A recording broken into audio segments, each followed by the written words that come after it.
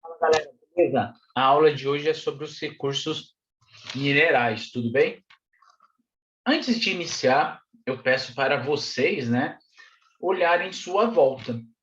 Aí eu imagino que vocês estejam na casa de vocês ou no apartamento de vocês aí, né? Olhando, eu ia fazer uma pergunta, né? Quais os recursos minerais a gente está cercado aí? Aí vocês devem imaginar que são os móveis, né? Que pode ser de ferro, de vidro, né? Que a sua matéria-prima é areia, mas também na construção. A base da construção, aí, tanto da sua casa ou do apartamento, é através do cimento, do cal, do ferro, né? Que são os vergalhões e assim, entre outros. Então, o que a gente tem que ter em mente é que nós, seres humanos, somos extremamente dependentes dos recursos naturais, né? Perdão, galera. Isso para a gente obter o máximo de conforto possível e por isso que a gente consumimos muito esses recursos minerais. Agora vamos voltar um pouquinho, né? No conteúdo relacionado lá no primeiro bimestre, quando a gente trouxe sobre as camadas principais aí do planeta Terra. E uma delas que a gente aprendeu que foi a litosfera.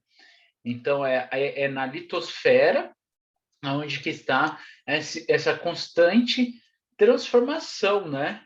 Através dos agentes internos, né? E dos agentes externos. Então, turma, o ser humano ele conseguiu, né, identificar os principais eventos que ocorreram no nosso planeta Terra, desde a sua formação até nos dias de hoje. Mas como que eles conseguiram essa evidência aí de 5 bilhões de anos atrás? Não sei se vocês já pararam para imaginar. Então, eles utilizaram algumas técnicas, né, que a natureza deixou aí como evidência. Uma delas, os seres humanos, né, os pesquisadores utilizam essa técnica do carbono 14, onde que ele consegue identificar a idade da rocha, né, da sua formação, e o outro é através dessa formação dessa rocha, né, devido ao ambiente em que ela estava, devido a essa através da temperatura, da pressão em que ela se formou. Você pode ser por um resfriamento muito rápido ou por um resfriamento muito longo aí. Então, foi através desses dois elementos que a natureza deixou evidente, e assim, entre outros, né, que eu não vou falar, que senão vai ficar muito extenso, que o ser humano conseguiu montar esse quebra-cabeça e criou o tempo geológico, né? Como está evidente aí nesta imagem. Desde a sua formação, passando por vários principais eras, né? Que a nosso planeta Terra passou até chegar no surgimento dos seres humanos, que é o último, né? Que a gente chama do antropoceno. Então, a gente está vivendo aí esta era ainda, aí a Terra está vivendo, né? Essa nova era. Esta imagem, ele mostra, né? Essa transformação devido às forças internas do planeta Terra, que é a principal, essa corrente de convecção, ou seja, é a troca de temperatura das camadas internas do planeta Terra. Sabemos que perdão, galera, que mais próximo do núcleo, a sua temperatura vai ser mais elevada. E quanto mais próximo da litosfera, a sua temperatura ela é mais baixa. Então, como essa camada, né, esse material que está próximo do núcleo, ele é mais leve por ele ser mais quente. Então, ele tende-se a subir, e quando ele sobe, vai iniciar esse processo de resfriamento desse material. E o que vai acontecer? ele tem essa tendência de cair. Então, ele resfriando vai ficar mais pesado, desce para a parte mais quente, aonde que ele vai voltar a ficar em alta temperatura, vai ficar leve e assim resfria e desce. Então, esse movimento aí a gente chama de corrente de convecção e é ela o principal agente interno que vai transformar nossa litosfera, que vai ser esse movimento das placas tectônicas. Beleza? O outro agente interno vai ser o terremoto e o vulcanismo. Beleza? Agora vamos falar um pouquinho sobre minerais e rochas.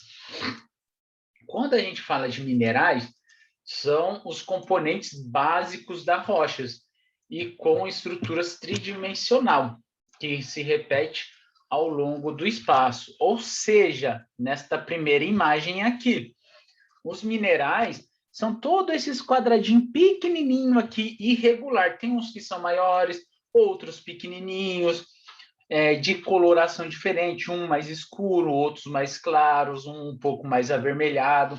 Então, todos esses tipos aí, diferentes quadradinhos aí, né? A gente vai denominá-los como mineral. Tudo bem? E o que são rochas? É um conjunto de minerais, ou seja, que forma um ou mais minerais. É como nessa segunda imagem. Então, é a junção, né, a compactação de um mineral ou de vários minerais que vai se formar uma rocha, beleza? Como está nesta imagem aqui. Então, essa compactação de um mineral ou mais que forma a rocha. Um exemplo é o granito. Essas duas imagens é o granito. Eu peguei um para exemplificar, né? Que ela é composta por mais de um minerais. Então, ela é principalmente formada pelo feldespato, o quartzo e a mica. Então, esse conglomerado surge a rocha, que é o granito. Beleza, turma? Agora vamos falar os tipos de rocha, né? As rochas, né? Ela vai ter a mesma origem, que é o magma, né? E a partir do processo do resfriamento e do intemperismo e erosão que vai surgir outros tipos de rochas aí, beleza? Que são os três tipos, e através desses três conseguimos ter essa diversificação de rochas aí que encontramos na natureza. O primeiro que a gente vai abordar vai ser as rochas ígneas. As rochas ígneas, ela é também conhecida como as rochas magmáticas, que são formadas pela solidificação do magma. Então, ela vai ter duas características aí. Uma vai ser as rochas ígneas intrusivas, que a sua solidificação ocorreu no interior da crosta terrestre, e a próxima vai ser a extrusiva, ou seja, que o magma, quando ele conseguiu extravasar e foi para a superfície terrestre, é onde que a gente vai mudar a nomenclatura da lava, né? Então, a solidificação desse material da lava, né, quando ele atingiu a superfície terrestre, vai dar origem às rochas ígneas extrusivas, beleza? O próximo é as rochas sedimentares, que são formadas pela deposição de outras rochas, ou seja, vão pegar um relevo mais alto em sua volta e, devido ao processo de intemperismo e erosão, esse material vai ser carreado para a parte mais baixa, aonde que se inicia esse processo de compactação desse material. Aí vai surgir as rochas ígneas. Um exemplo aí dessa questão das rochas sedimentares, vou dar aqui próximo a gente, que é do Vale do Paraíba. Estamos cercados pela Serra da Mantiqueira, que é uma estrutura mais alta, e do outro lado a Serra do Mar, devido a esse processo de intemperismo e erosão dessas duas estruturas, onde que vai ser carreado para a parte mais baixa, que é o vale, né? E inicia esse processo de compactação e surgem as rochas sedimentares aí. As metamórficas, as rochas metamórficas, elas são formadas por meios do agente físicos, ou seja, devido a essa alta temperatura e da alta pressão.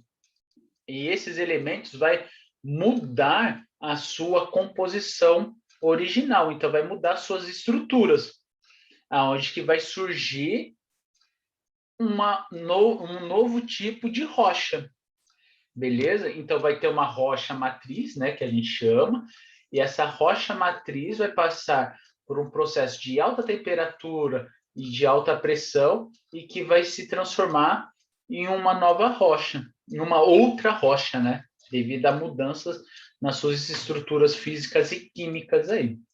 Um exemplo aí de uma rocha metamórfica vai ter o granito, que é uma rocha matriz, devido a esses elementos de alta temperatura e pressão, ela vai se transformar em um mármore. Então, vai ter uma mudança na sua estrutura física aí. Beleza, galera? O que a gente tem que ter em mente? Que a rocha ela vai ter a mesma origem, que é o magma e a lava, né? Quando fala da lava, quando ele conseguiu atingir a superfície terrestre, devido à solidificação desse material. E através dele vai surgir os outros tipos de rocha. O que eu tenho que frisar aqui também, que as rochas metamórficas, ela pode ser através das rochas ígneas, sedimentar e da própria rocha metamórfica. Supondo um mármore, que é uma rocha metamórfica, ela pode também passar por esse processo de temperatura e pressão e surgir, né, um novo tipo de rocha, que ela vai passar por uma transformação física e surge uma outra rocha.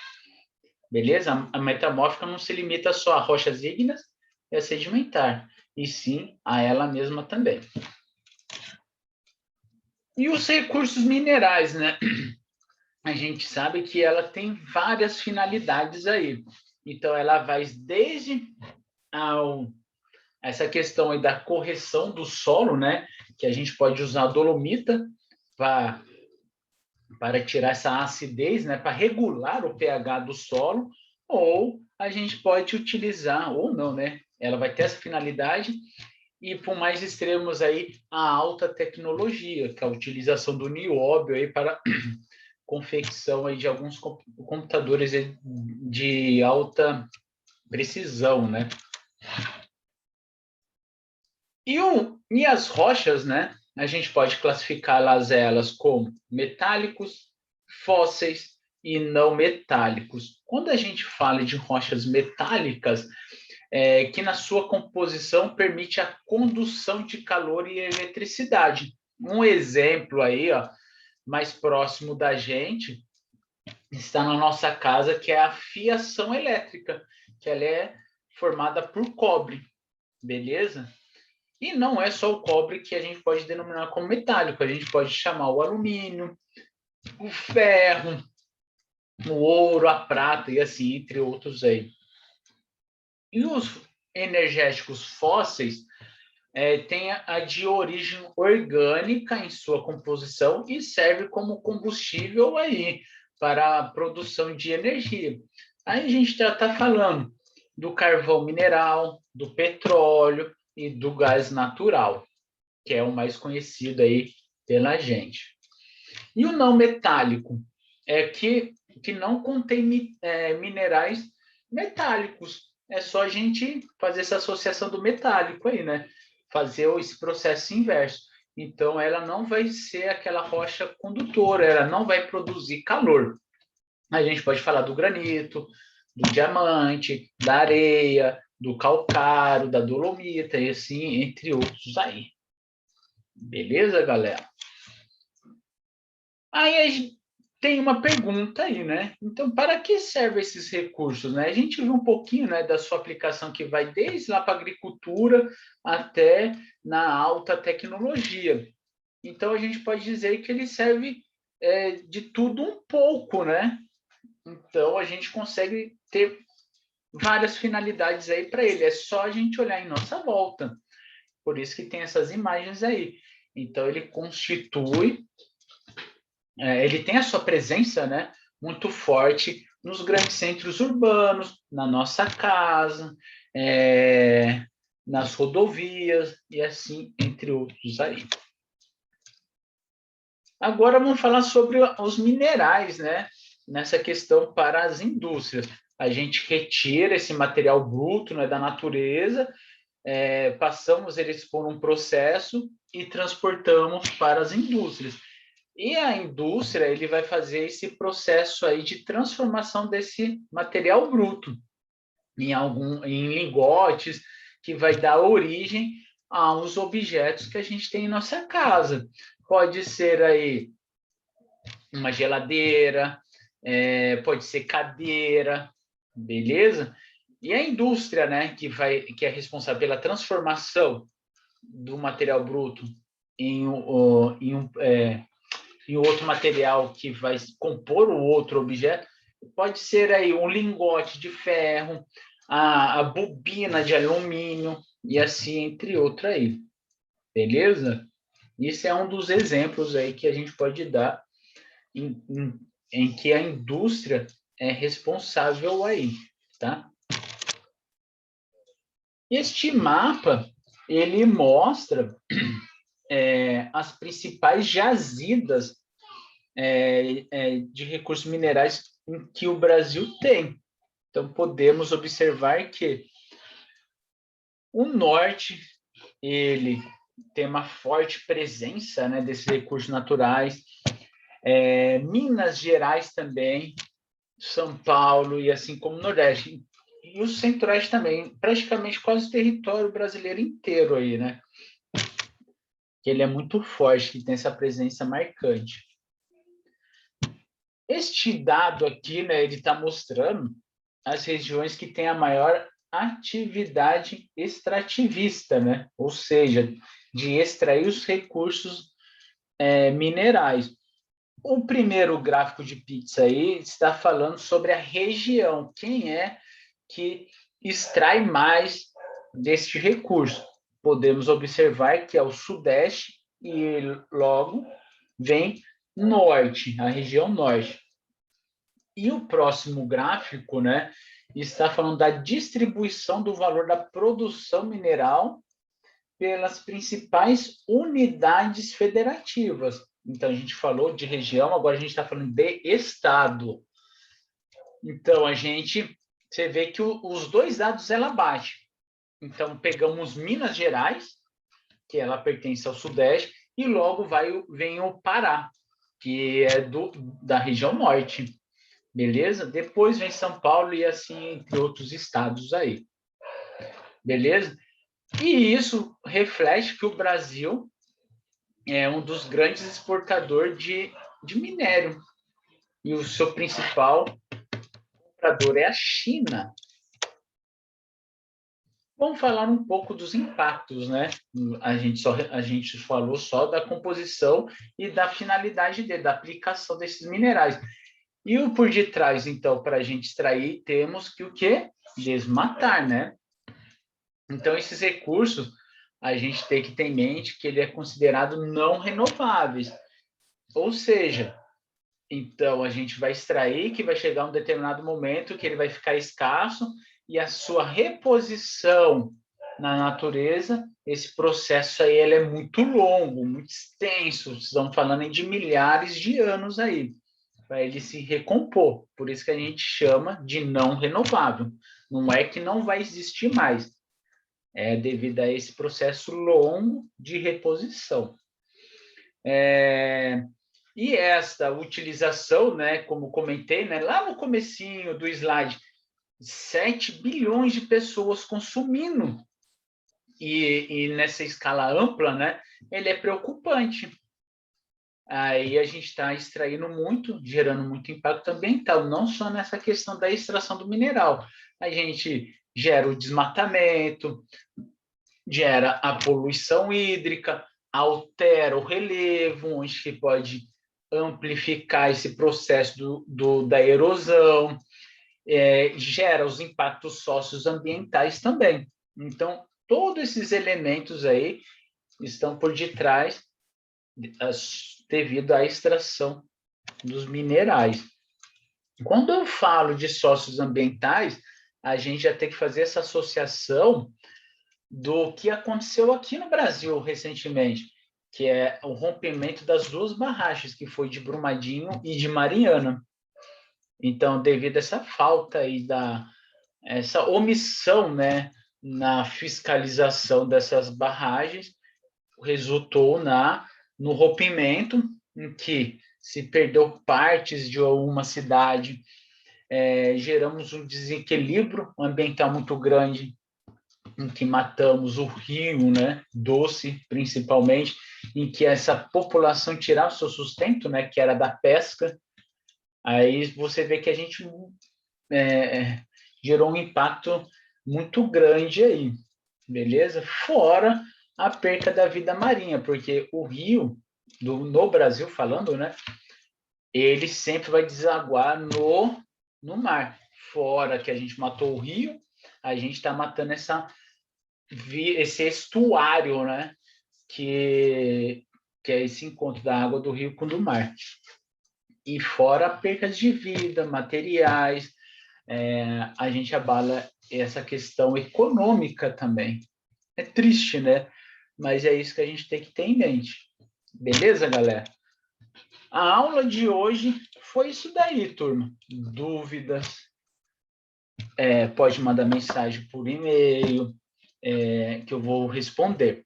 Tudo bem? Ou pode tirar em aula. Aqueles aí, né, que não faz parte da onde eu dou aula, pode mandar mensagem para querer tirar dúvida, que eu vou ter o prazer de responder aí. Tudo bem? Galera, vou nessa aí. Falou e até mais.